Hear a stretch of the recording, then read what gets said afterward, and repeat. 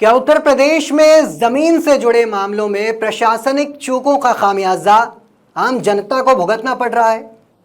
जब रक्षक ही प्रतिक्रियात्मक गलतियां करने लगे, उसे सुधारने के बजाय मामले को उलझा दिया जाए तो आम नागरिक न्याय के लिए कहां जाए? दरअसल उत्तर प्रदेश के देवरिया जिले से राजस्व विभाग और पुलिस प्रशासन की कार्य प्रणाली पर गंभीर सवाल उठाने वाला एक ऐसा ही मामला सामने आया है। एक ऐसी प्रशासनिक चूक जिसने न सिर्फ स्थानीय लोगों को संकट में डाल दिया, बल्कि पूरी व्यवस्था की पारदर्शिता को कटघरे में खड़ा कर दिया है। नमस्कार, आप देख रहे हैं नवभारत लाइव और मैं हूं आपके साथ अनिकेत कुमार झा। ये पूरा मामला देवरिया जिले के कुंडौली ग्राम का है, जो रागिनी सिंह नाम की महिला से जुड़ा हुआ है। यहां आराजी नंबर 419 को लेकर एक कानूनी विवाद चल रहा है। दर्शकों की जानकारी के लिए बता दें कि आराजी नंबर सरकारी दस्तावेजों में जमीन के किसी विशेष टुकड़े या प्लॉट की पहचान संख्या होती है। रागिनी सिंह ने आराजी नंबर 419 पर पत्थर गड़वाने यानी जमीन की पैमाइश और कब्जे की कार्रवाई के लिए मईल थाने में आवेदन दिया था। इस शिकायत पर संज्ञान लेते हुए उप जिलाधिकारी यानी एसडीएम सलेमपुर ने आदेश तो जारी किया, लेकिन यहीं से पूरे विवाद में एक बड़ी प्रशासनिक विसंगति की शुरुआत हुई। हैरानी की बात यह रही कि शिकायत आराजी नंबर 419 की थी, लेकिन आधिकारिक आदेश पत्र पर आराजी नंबर 418 दर्ज हो गया, यानी कागजों में आदेश किसी और प्लॉट का था। इसके बाद जब राजस्व और पुलिस की संयुक्त टीम मौके पर पहुंची तो भ्रम और बढ़ गया।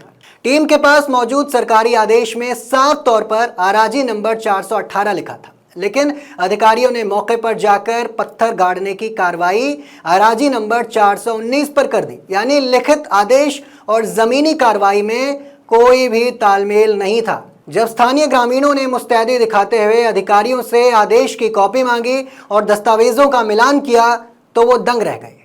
ग्रामीणों ने मौके पर ही इस कार्रवाई का कड़ा विरोध किया। स्थानीय लोगों का तर्क था कि जिस आराजी नंबर 419 पर पत्थर गाड़े गए हैं वो जमीन अभी तक अविभाजित है।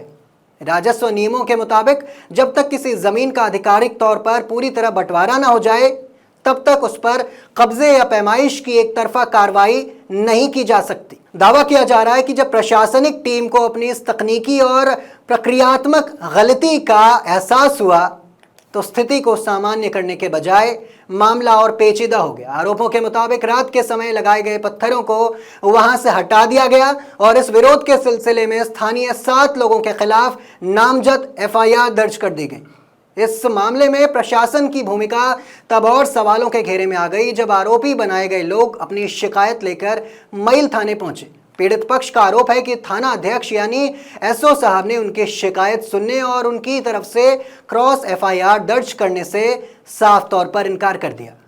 इस पूरे घटनाक्रम ने कई तरह के गंभीर प्रशासनिक और कानूनी सवाल खड़े कर दिए हैं। सबसे पहला सवाल कि जब आदेश आराजी नंबर 418 का था तो अधिकारियों ने 419 पर कार्रवाई क्यों की? दूसरा सवाल कि क्या बिना उचित बंटवारे के ऐसी कार्रवाई करना नियमों का उल्लंघन नहीं है? और तीसरा और सबसे बड़ा सवाल, क्या पुलिस और राजस्व विभाग को अपनी गलतियों को सुधारने के लिए निष्पक्ष कानूनी रास्ता नहीं अपनाना चाहिए था, बजाय इसके कि ग्रामीणों पर ही मुकदमा दर्ज कर दिया जाए? एक तरफ जहां लगातार सुशासन और पारदर्शी व्यवस्था की बात की जाती है, तो वहीं दूसरी तरफ देवरिया की यह घटना दिखाती है कि जमीनी स्तर पर जवाबदेही तय होना अभी बाकी है। बहरहाल इसको लेकर आपका क्या कुछ कहना है, कमेंट सेक्शन में ज़रूर बताइए।